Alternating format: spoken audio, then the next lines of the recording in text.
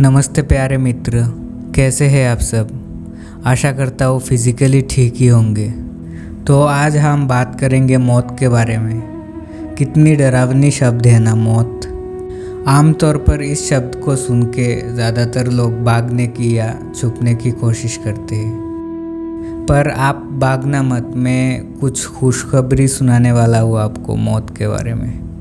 अगर आप पहले से आध्यात्म से जुड़े हुए हैं या कोई भी ऊंचे ग्रंथ उपनिषद गीता आदि पढ़े हैं तो आप बिल्कुल सुने होंगे कि मौत से जुटी कोई चीज़ नहीं है इस दुनिया में। ठीक है, वो सब ऊंची बातें तो ठीक है अपनी जगह, पर हमारे लिए तो मौत से सच्चा और कुछ है ही नहीं। सिर्फ सच्चा ही नहीं है, आपने लोगों को कहते हुए सुना ही होगा कि मौत ही जीवन का बड़े से बड़ा सत्य है।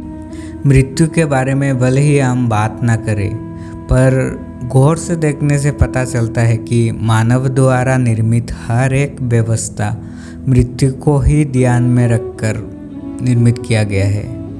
क्योंकि भले ही हम इसके बारे में बात ना करें, पर मन ही मन अच्छे तरीके से जानते हैं कि मरना तो हमको है ही। हम चाहे कितना भी बुलाने की कोशिश करें, पर मौत तो दरवाजे पर खड़ी ही रहती है। एकदम साफ साफ दिखाई देता है कि मरने वाले हैं कुछ दिनों में। किसी का 30 दिन में मौत आ जाए और हो सकता है किसी का 30 साल में आए, पर एक बात तो पक्की है कि हम सब मरने वाले हैं, सब कतार में हैं। हम जिंदगी को मौत की लेंस से देखते हैं, इसलिए गौर से देखने से पता चलता है कि मृत्यु के भय से ही हमने हर एक तरह की सिस्टम बनाई है। हमने देश बनाया है, समाज बनाया है, परिवार बनाया है और मित्र शत्रु इत्यादि भी बनाए है। पैसा इकट्ठा करने की दौड़, समाज में अच्छी पोजीशन में बैठने की दौड़, यह सब निर्मित करने और प्राप्त करने के पीछे हमारा छुपा हुआ मूल उद्देश्य एक ही है कि किसी तरह से मौत से बच जाए। किसी तरह से ये लगने लग जाए कि हम सुरक्षित हैं, भले ही सुरक्षा झूठी हो।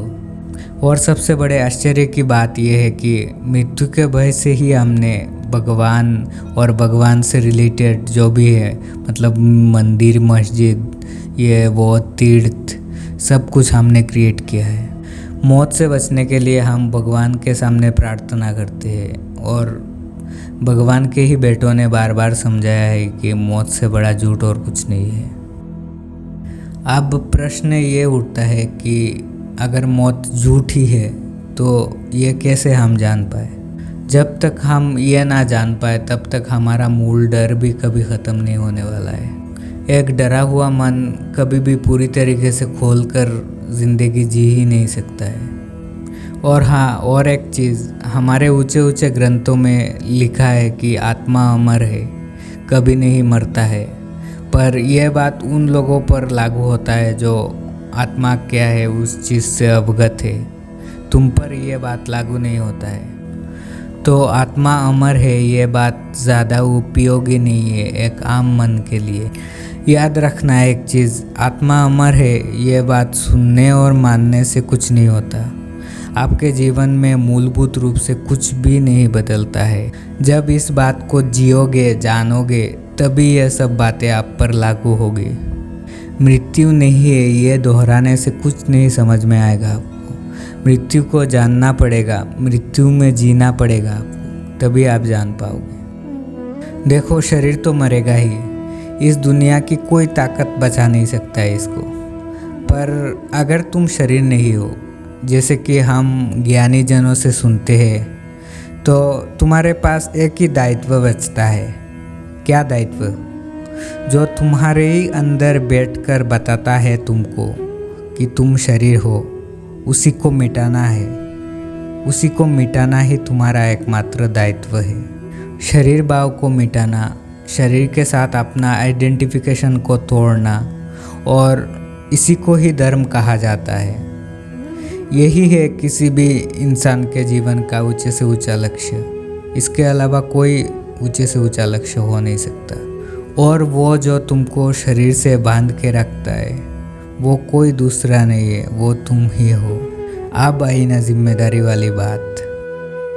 जब मैं खुद को मार डालने की बात कर रहा हूँ, इसका मतलब ये नहीं है कि वाल पे सर दे मारा या अपने शरीर को ही चाकू मार डाला।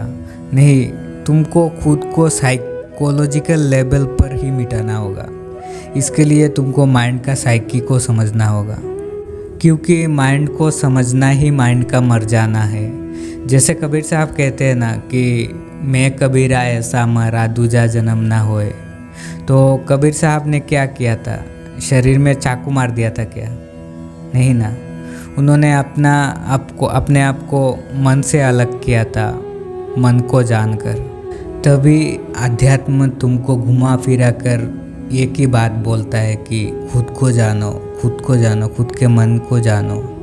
इसलिए जीवन ऐसे जीना है, खुद को ऐसे मिटाना है, खुद के दोषों को इस कदर काटते जाना है कि मौत आने से पहले ही हम मौत को जान ले और मौत के झूठे जो डर होता है उससे भी फ्री हो जाए। ठीक है, तो चलो, किसी को अगर कुछ पूछना हो तो मेरे इंस्टाग्राम पर पूछ सकते हो, मैं ज़रूर उत्तर दूंगा आपको। और मिलते हैं किसी नेक्स्ट वीडियो में। धन्यवाद, नमस्ते।